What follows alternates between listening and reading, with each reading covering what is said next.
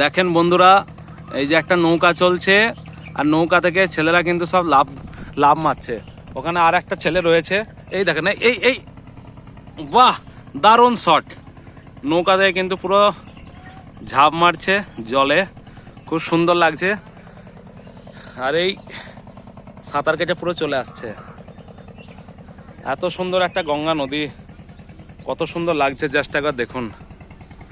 আর এই আমরা এখন বসে রয়েছি পিটুলি গাছের তলায়, ঠান্ডা ছায়া গাছের, ঠান্ডা ছায়া, ঠান্ডা জায়গা। এখানে সার্থক কাকা বসে রয়েছে, ওখানে আমাদের একটা বন্ধু বসে রয়েছে বিকাশ। এই আমরা এখন সুন্দর যাচ্ছি। সার্থক কাকা, তুমি কি বলবা? কিছু বলো দর্শকদেরকে, বলো কিছু। রথযাত্রায় শুভেচ্ছা। রথযাত্রা শুভেচ্ছা। আজকে এই যে একটা গঙ্গার মতন একটা যে সুন্দর ধারে মানে বসে আছো, সুন্দর পিলপিল হাওয়া। হ্যাঁ, আর কি বলবে বলো? দুর্দান্ত ভালো লাগছে, মনে হচ্ছে এখান থেকে আর বাড়ি যাবো না। আর বাড়ি যাবে না বলছে? এখানেই থেকে যাবে। তো দর্শকবৃন্দ, আপনারা দেখতেই পেলেন কি বলতে চাইছে। আর এত সুন্দর একটা দৃশ্য গঙ্গার ধারে। ওই যে নৌকাটা সোজা যাচ্ছে, নৌকাটা আমি একটু ভালো করে দেখিয়ে দিচ্ছি। ওই দেখেন নৌকাটা যাচ্ছে পুরো।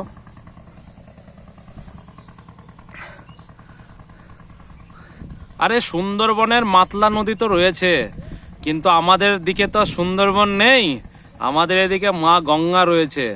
তো আমাদের এই যে গঙ্গা নদীর এখানে এত সুন্দর দৃশ্য, এত সুন্দর যে গাছতলায় বসে আছে ঠান্ডা হাওয়াতে, এইটাই বা কেমন লাগছে? এটা কি খারাপ? এটাও তো খুব ভালো লাগছে দেখতে।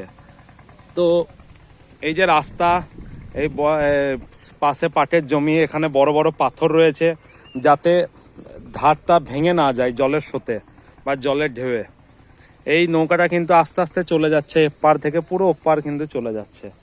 আর কত সুন্দর লাগছে। এখানে দেখি আমাদের আঙ্কেল ডাকছে, কি বলছে একবার দেখি। সামনে গঙ্গা, গাছের ছাওয়া, পেছনে বাটে মানে পাটের গাছ, তাহলে হাওয়া কেমন লাগবে, কেমন ঠান্ডা লাগবে। এসিকে হার মানিয়ে দেবে। এসি কেনার দরকার নাই, গরম লাগলে এখানে চলে আসতে পারে। হ্যাঁ, কথাটা কিন্তু ঠিক বলেছে। এই গরমের সময় কিন্তু কোনো এসির প্রয়োজন নেই। প্রাকৃতিক পুরো নেচারের এত সুন্দর একটা দৃশ্য, আর এই গাছের তলায় বসে থাকার মজাই খুব আলাদা। কতজন কে বসে, আমি হ্যাঁ, তাও আবার গঙ্গার ধার। কি বলছো, তোমার একটু কিছু বলবে?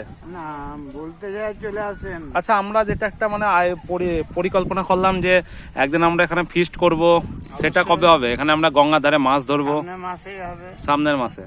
তো এই জায়গা দেখতেই পাচ্ছ, পাথর দেওয়া রয়েছে। এখানে আমরা ভেবেছি মাছ ধরবো, এখান থেকে বসে আর পিকনিক করব। আমাদের খুব ইচ্ছা, সবকিছু দেখানো হবে, সবকিছু ভিডিওর মাধ্যমে সবকিছু দেখানো হবে, ঠিক আছে? তো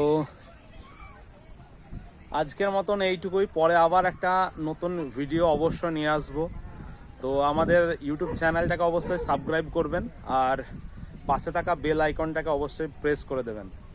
আর টাটা সবাইকে, সবাই ভালো থাকবেন, সুস্থ থাকবেন। একটা সাবস্ক্রাইব অবশ্যই, একটা মিষ্টি থেকে একটা কমেন্ট করে জানতো কি মনে হচ্ছে এত সুন্দর হাওয়াটা দেখতে। দেখো এই যে গাছ কত সুন্দর হাওয়াতে দুলছে, দেখছো? হ্যাঁ, হাওয়াতে শুধু গাছগুলো কত সুন্দর দুলছে, দেখো এত সুন্দর লাগছে না? মনে হচ্ছে যেন এরা নাচছে। এই সমস্ত জিনিস দেখে পল্লী কবি জসীমউদ্দিন, আরও যত মানে কবিগুরু রবীন্দ্রনাথ ঠাকুর, তাদের সমস্ত কবিতাগুলো কিন্তু মনে পড়ে যায়। ওই যে নীল আকাশে সাদা বগ, কালো বগ সব উড়ে উড়ে যাচ্ছে, পাখিগুলো, এগুলো দেখতে খুব ভালো লাগে। আরও খুবই সুন্দর লাগছে দেখতে, অপূর্ব, দারুণ দারুণ, এক কথায় সেরা। তো চলো এইটুকুই।